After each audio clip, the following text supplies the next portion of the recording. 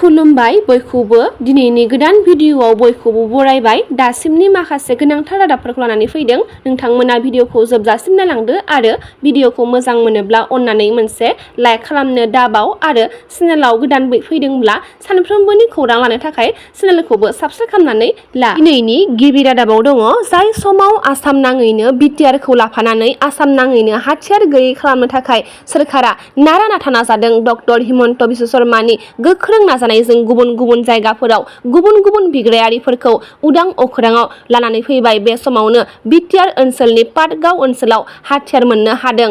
कक्राझारनि पाटगावआव हेन्डमेड पिस्तलजों लोगोसे सानै लाइमोनखौ पुलिसआ हमबाय। पाटगाव पुलिस आउटपस्टनि आइसि आमिरुल इस्लामनि संदाननायजों कक्राझार जिल्लानि पाटगावआव मैया बेलासि समाव बाजार गेजेरावनो गंसे आखाइजों बानायनाय पिस्तलजों लोगोसे सानै बर' सुबुंफोरखौ पुलिसआ हमनो हायो। हमजानाय सुबुंफोरखौ पाटगाव पुलिस आउटपस्टनि बेन्दोंआव थानाय झारबारि ओनसोलनि थाइसेगुरि गामिनि बिटुएल बसुमतारी आरो गोजाम झारबारि गामिनि सुभाष बसुमतारी होननानै मिथिनो मोननाय जादों।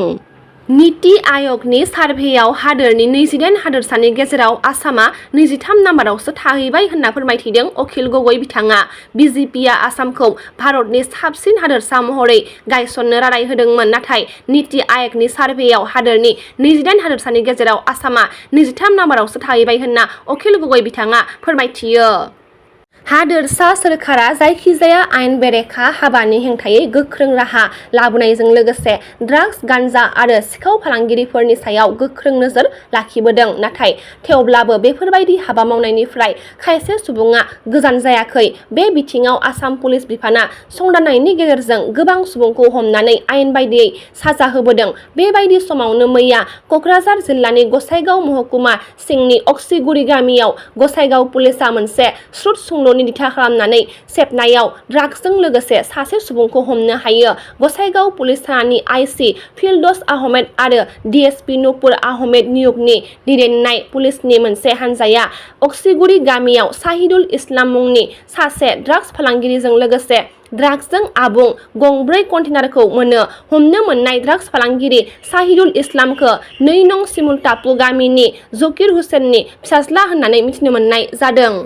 दुलाराय आसाम गरियामारिया देसि जातीय परिषदआ आसाम सोरखारजों लोगोसे बिटिसि खुंथायखौ साबायखर बावदों। आसाम सोरखारा खिलन्जिया मुसलमानफोरनि जरिबनि थाखाय थियारि खालामगासिनो। दुलाराय आसाम गरियामारिया देसि हायुङारि गौथुमा गोबाव समनिफ्रायनो गासैबो खिलन्जिया मुसलमानफोरखौ सिनायथि होनो थाखाय मोनसे समाजारि रांखान्थियारि जरिबनि थाखाय आसाम सोरखारखौ दाबि खालामबोगासिनो दङमोन। बै दाबिखौ फिननाय होनानै आसाम सोरखारा जिल्ला कमिटि दादोंमोन आरो मुंख'नाय आफादाव दोलो आफादफोरनि थान्दैफोरखौ सोफादोंमोन।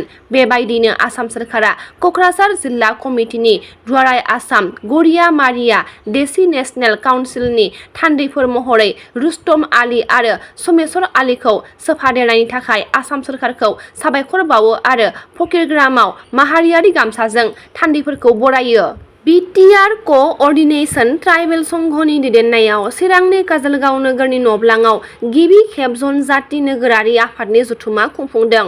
बे जथुमायाव बिटिआर ओनसोलाव थाग्रा थागिबिसा एबा ट्राइबेलनि जेंनाफोरनि सायाव गोनांथार सावरायलायनाय जायो। हाबाफारिखौ आफादगिरि मासि लानानै दैदेनदों। बिटिआर क'अर्डिनेशन ट्राइबेल संघनि आफादगिरि निरन्जन ब्रह्मआ खौरांगिरि मेलनि गेजेरजों आफादगिरि निरन्जना फोरमायदों दि ट्राइबेल बेल आरो ब्लकआव आयेन बेरेखा दखल खालामनाया बांगासिनो दङ। सोरखारा ट्राइबेल बेल आरो ब्लकआव आयेन बेरेखा दखल खालामग्राफोरनो होखारनायनि नटिस होदोंमोन, नाथाय बिसोरखौ होखारनो हायाखै। बियो राजखान्थि महरैल' जाना थाबाय थायो। ट्राइबेल माहारिनि थाखाय बियो खहा गोनां जानो थांगासिनो दङ होनना बिथाङा फोरमायथियो। थियाटार नायनानै मोजां मोनग्रा रायजो राजा नोंथांमोननिसिम गोजोनथाव खौरां। नोंथांमोननि गेजेराव फैगासिनो दङ गोदानै हाथरखि थियाटार। जावलियानि अननाय फिननाया सोरनि सायख्लुम बे मोनथाम नायजाबखौ लानानै बोहैथि 2024-25 मायथाइनि थाखाय गोदानै हाथरखि थियाटारा रायजो राजानि गेजेराव फैगासिनो दङ। कक्राझाराव दुरान्ड काप फुटबल टुर्नामेन्टनि जोबथा सानाव हादोरगिरि श्रीमती द्रौपदी मुर्मुखौ हांख्रायदों। रायजो सभानि एमपि रोनगोरा नार्जारिया दिनै भारतनि हादोरगिरि श्रीमती द्रौपदी मुर्मुखौ लोगो हमनानै फैगौ 21 आगस्ट 2024 खालि क'क्राझारनि साइ स्टेडियामाव जानो गोनां एसियानि बयनिख्रुइबो गोजामसिन जोलुर बादायलायनाय डुरान्ड काप फोजोबनाय हाबाफारियाव बाहागो लानो थाखाय बिटिआरनि सीएम प्रमद बर'नि जानानै गुबुन गुबुन आयदाफोरनि सायाव सावरायदों आरो हांख्राय लाइजाम गथायदों।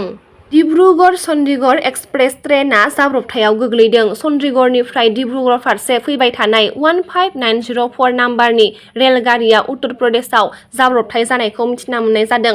बे जाथाया उत्तर प्रदेशनि गोंडा जिल्लानि मोतीगंज जिल्लाहि रेलवे स्टेशनाव जादों होननानै मिथिना मोननाय जादों। दासिमाव सा 3 नि जिउ खहा आरो सा 25 गोब्राब जोखोम जानायखौ मिथिना मोननाय जादों। गासै गं 10 दाब्बाफोरा थेर-बेथेर रेल लामानि दोरोदनायाव बे जाथाया जानायनि खौरांखौ मोन्दों। दिनैनि रादाबा एसेनोसै। गाबोन फिन गोदान रादाब लानानै लोगो मोनगोन। नोंथांमोना भिडिअखौ जोबजासिम नायबायब्ला अन्नानै लाइक, शेयार, कमेन्ट लोगोसे साबस्क्राइब खालामनानै होदो। गोजोन्थों।